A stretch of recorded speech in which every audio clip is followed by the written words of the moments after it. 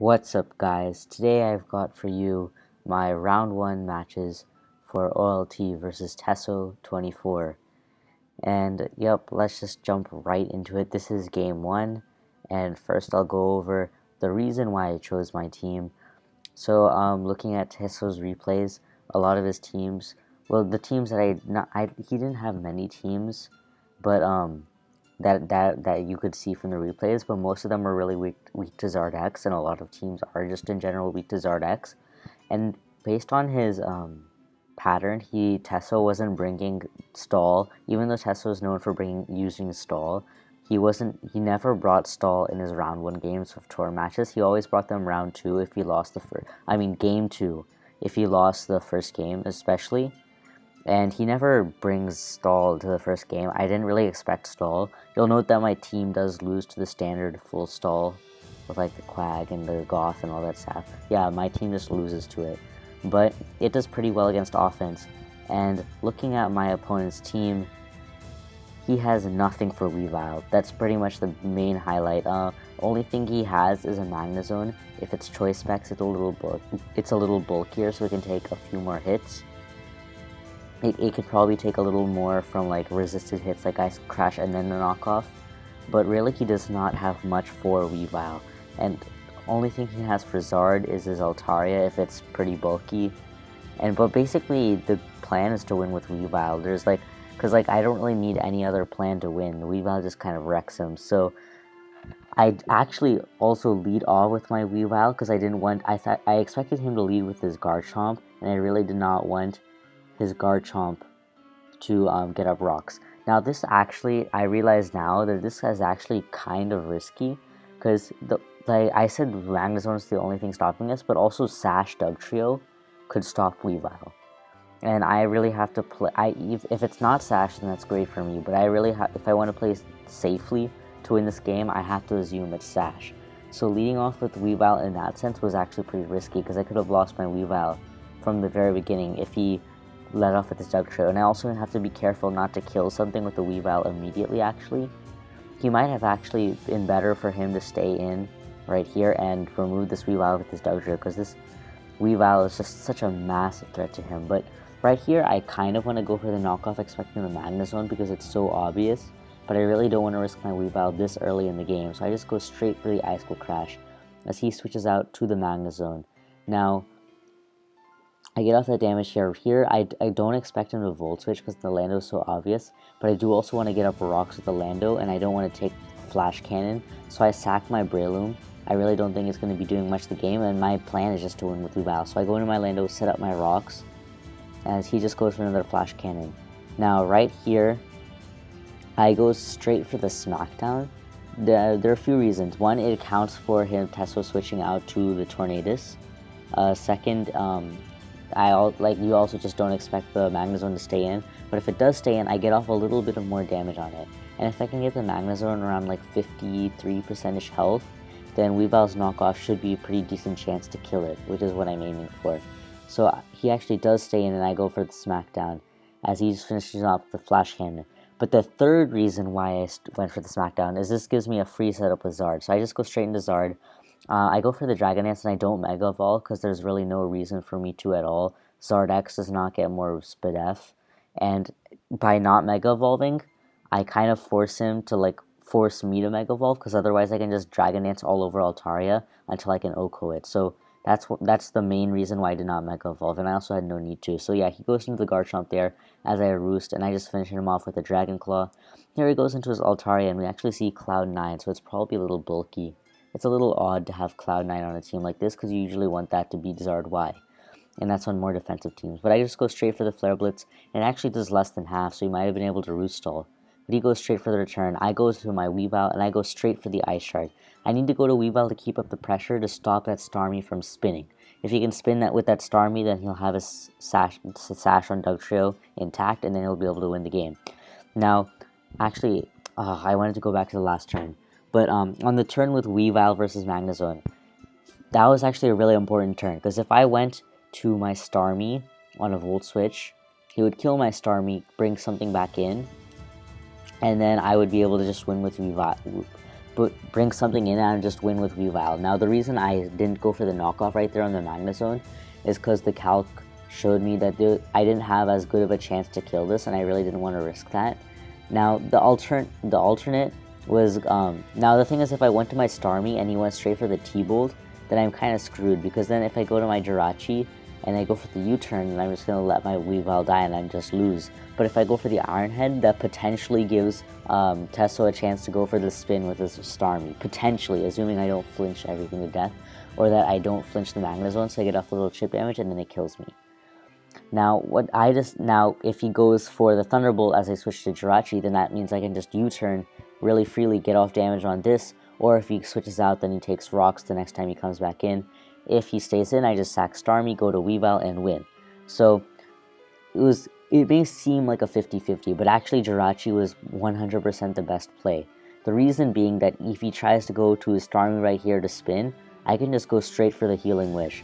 And even though it's not really important to heal anything up, by doing this I prevent him from rapid spinning by basically killing myself for that turn on the rapid spin.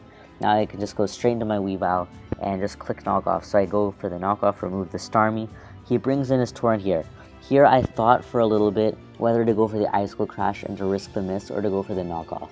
Now my calc was showing that if this was Life Orb Torrent, did not have HP investment, the knockoff would like almost always kill at this range. And if this was AV, then I would have a pretty good chance to kill still. Now, looking at his team, it probably is AV, considering how weak it is to like stuff like Alakazam. But at the time, I was thinking it was Life Orb, and I really just did not want to miss. So I just went for the knockoff, and I do get the roll to kill it. As you see, it does have the Assault Vest.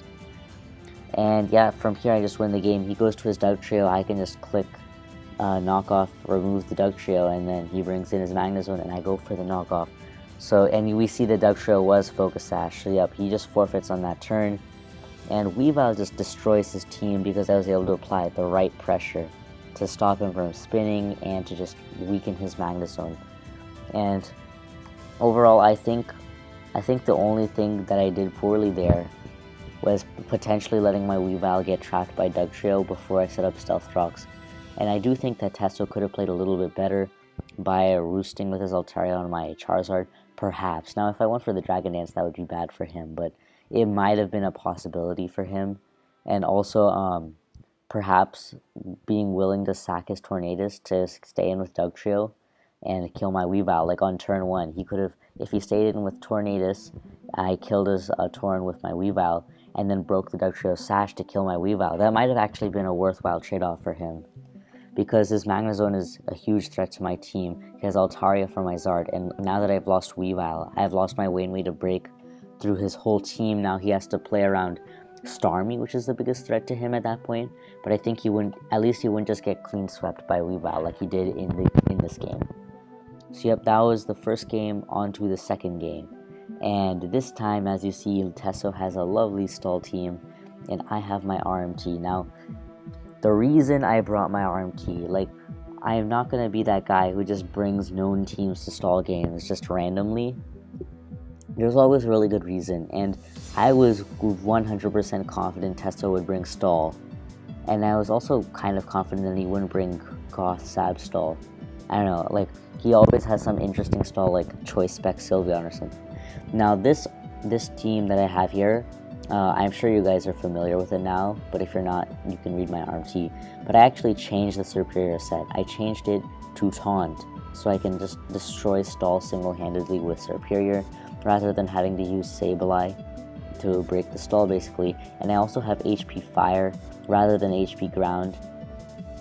So that was just something I chose to change for this game.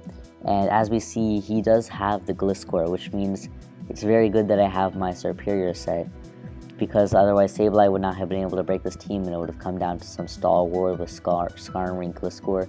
Now, he does have a Venusaur, which can just beat my Superior, so this was looking to be a very annoying game in the beginning. But, so yeah, basically this was looking to be an annoying game, but later on in the game, you'll see a crucial development that really changes the way the game plays out. So let's just get right into it. He leads off with his Venusaur, as I just lead off straight with my Sableye. I just go straight for the burn. Nothing can come in on it since Gliscor has not activated its Toxic Orb yet. And I just go for the Wisp as he goes for the Sludge Bomb and gets the Poison. And I am able to connect with my Wisp and burn the Venusaur. Now, here I switch out into my Heatran because I'm just thinking this is free Stealth Rocks. This Venusaur can't really do much to me, and staying in with Sableye after I've already burned this is not really helping me. So here I just go for the Rocks, as he actually does not go to Gliscor. He goes straight to the Quagsire. I guess he was fearing a Lava Plume burn there, but that works out for me because that Gliscor is pretty annoying.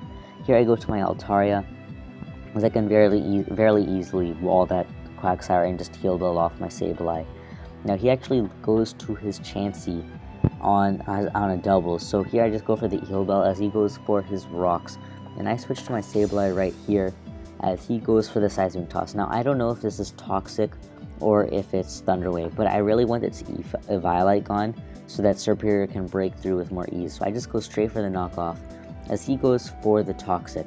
Now this may look a little bad, but I do have Heal Bell.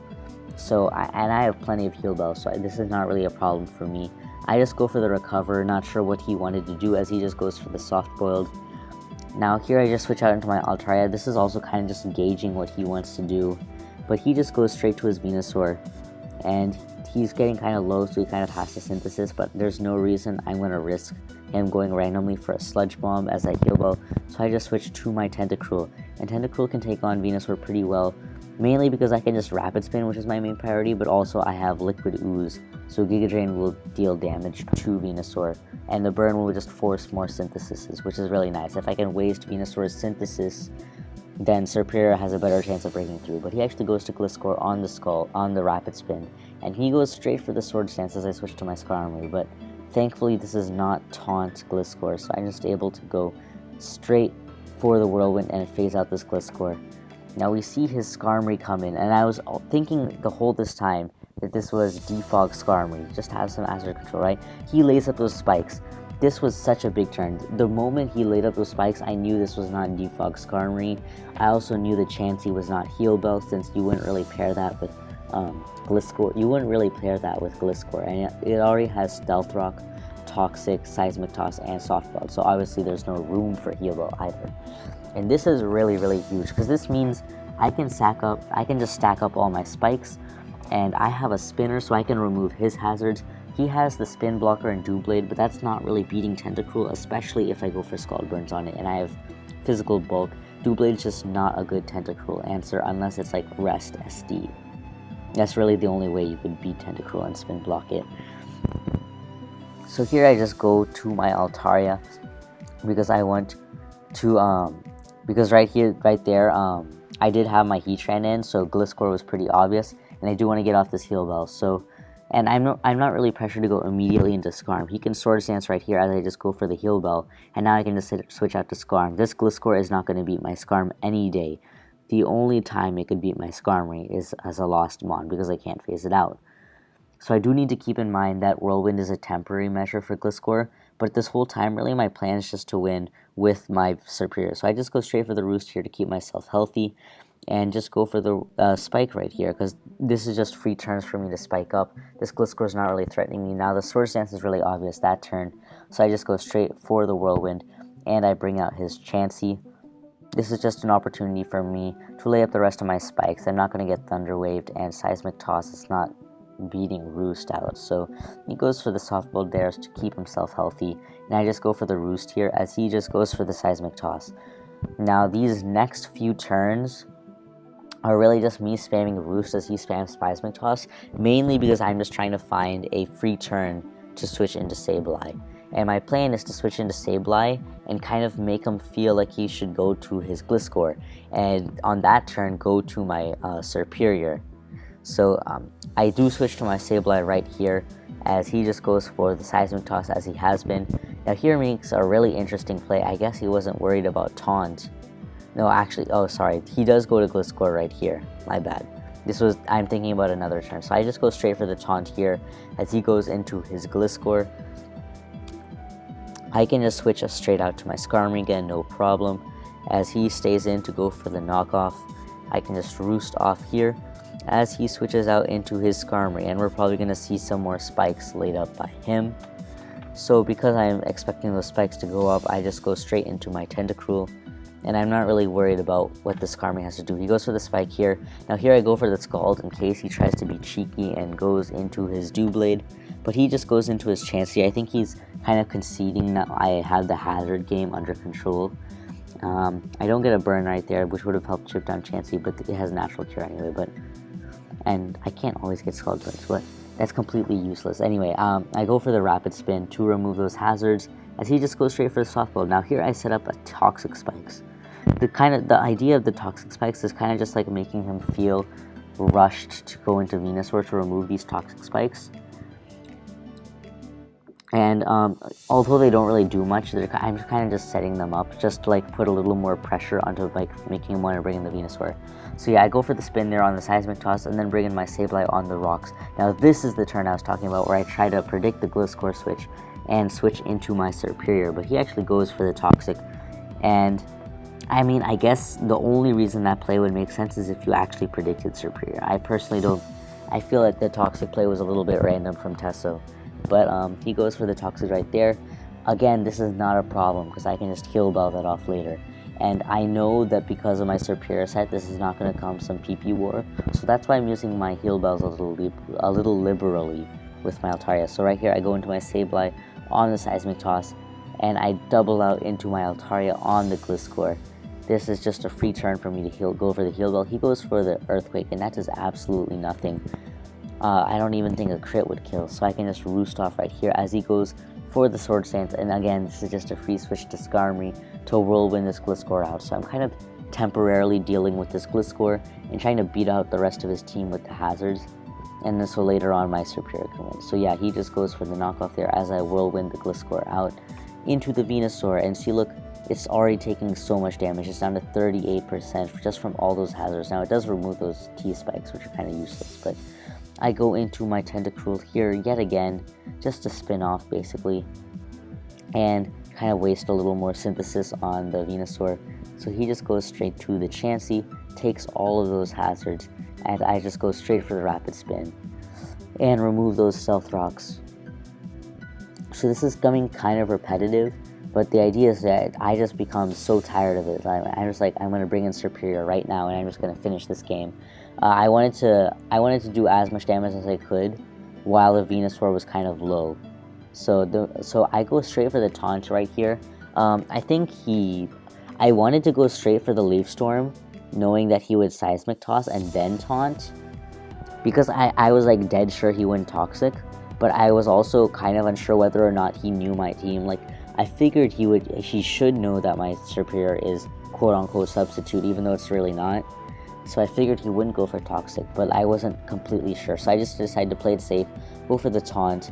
And this is where I think Teso kind of played a little bit poorly, because he kind of just let my Serperior set up all over this Chansey. I just go straight for the Leaf Storm. This is a solid 21.3%. That's a lot with the Eevee icon. And I can just synthesis off here as he goes for another Seismic Toss. And here he just makes no attempt to like bring in his Venusaur on a synthesis or anything. Like, I can understand that's kind of bad because you also take burn damage by switching in, but at least that way you bring it in on one. My Serperior is not very boosted. And here he just keeps on spamming Seismic Toss as if he's gonna somehow PP stall out my synthesis. Now I do need to be careful about synthesis PP, but it's not getting PP stalled out any soon there. I go for the Leaf Storm right there, being careful that I can live the Seismic Toss after this turn in case something goes wrong, so that I decide here not to go for the taunt and synthesis. I just want to kill off this Chansey, and I risk the miss, which I guess is a little bit hasty, but I do kill off the Chansey. He brings in his Doublade right here, and the Shadow Sneak will not be enough to take me out. I hang on with around 20% health after leftovers, and I just kill him off with the HP Fire. Now, he doesn't know at this point that it's HP Fire. He probably thinks it's HP Ground. So he actually goes into his Skarmory, and I just destroy that with an HP Fire. If it was physically defensive, Leaf Storm probably might have even killed, actually. I'm not completely sure on that, but now he brings in his Venusaur, and we actually see that this Venusaur has a ton of special defense. I ran the calcs, and I was dead sure that I would kill this Venusaur 100%. Like 99% chance I wouldn't kill. I mean 99% chance I would kill. Something like this was a really specially bulky Venusaur, and I guess he should have gone to it immediately and saved himself from losing his Doublade and his Skarmory, and that actually would have been really useful. Now, for Teso, I mean, to save his Doublade and his Skarmory. Now, right here, the biggest threat to me is a last Mon Gliscor, because really the way I was planning on beating Gliscor was by winning with Serperior. And now I have to deal with a potential last Mon Gliscor that would just beat out the rest of my team, unless I could somehow PP stall it out completely, and I don't really want to do that. So I go to my Skarmory here, and I have a game plan. I have a game plan to beat this Gliscor. The way is to beat it with Altaria, but I want to be able to set up with Altaria on the Quagsire. But the thing is, like, I want to set up with Altaria, but the Quagsire technically walls the Altaria. So I go to the Skarmory to kind of force in the Quagsire, and I know his goal is to sack Quagsire. He actually goes for the Toxic. I'm not sure why. I predicted a Scald, and if he went for the Earthquake, that would have been pretty bad. Here he goes for the Earthquake, and thankfully does not get a crit. This is really, really important, because I need 2 T-Spikes up. Now, if he predicted a T-Spike and switched to his Gliscor on the T-Spike, he can just switch back out to his Quagsire on the single T-Spike and ensure that he does not get badly poisoned and then he only gets poisoned. And by me setting up 2 T-Spikes and then phasing out this Quagsire with the Skarmory, I ensure that this Quagsire is going to get badly poisoned, which means it can't just, recover continuously off the poison damage, because if it's badly poisoned, the damage is obviously increasing and eventually it'll die. It won't be able to hold itself up if it stays in. So here I just go for the Roost to heal up, and I can just whirlwind out the Gliscor. But the real purpose here was to get the Quagsire badly poisoned, and this puts the Quagsire on a timer. And now that means my Altaria can beat the Quagsire 1v1. So I switch straight into my Altaria, and I just want to click Dragon Dance. I just want to click Dragon Dance as many times as I can, heal up, prevent the status, etc. I just go straight for the Dragon Dance here, as he goes for the Recover. I think that was a bad play on Teso's part. He really needed to limit how much this Altaria got to set up, and by doing that he just gave me more turns to set up. So I just go for a second Dragon Dance, as he actually goes for the Toxic. Right here I'm pretty sure I go for the Heal Bell as he Toxics again. Yeah, I go for the Heal Bell as he does Toxic again, and right here I can just go for the Roost, just because I'm getting a little bit low and I want to make sure that I can tank an Earthquake from the Gliscor. So I go for that Roost as he goes for a Toxic again. Not really going to matter. Here I go for the Heal Bell. It might have mattered just to reset the Toxic counter turn so it's not wearing me down a lot, but I guess if he went for the Scald and got a burn, it would have been annoying, but in reality, it really wouldn't have been a problem, because I can just Heal Bell that turn. If he Swords Dances with his Gliscor, I can actually tank a +2 Earthquake, and then just 2-KO that Gliscor. But because I'm not even burned, I can go straight for the return, and you can see from that damage that I'm just going to 2-KO that Gliscor, and the Earthquake won't be able to OHKO me at +0. So yep, I'm able to finish off the Gliscor and take the game with Altaria. I think, Teso should have planned a little bit more ahead with regard to the T-Spikes and the Quagsire. I think he, by letting it get badly poisoned, he kind of gave Altaria a little more leeway to set up, basically. Although, yeah, I basically gave Altaria a little too much leeway to set up, and he should have gone to his Venusaur earlier. That definitely would have helped him, because then he would have had Doublade and Skarmory around to handle the Altaria, and it probably would have come down to a PP war. But I really did not expect a Venusaur to live this Serperior, so I don't think that was a misplay on my part, because there was no other thing like that I would have been able to do, really. So yeah, I'm able to win the series 2-0 pretty convincingly, although I think Teso could have played a bit better both games and gave a better fight. I think I would have been able to win in the end, because I did also get the matchups I expected, and I was able to just blow through them with my team, pretty much, because I was prepared for stall with the Serperior, etc., and the Sableye. Sableye is very, very good against stall, if you can remove stuff like Mega Sableye or Gliscor. But yeah, I am able to win the series. I hope you guys enjoyed. My round 3 games, round 4 games, round 5 games will be up soon, and see you guys later.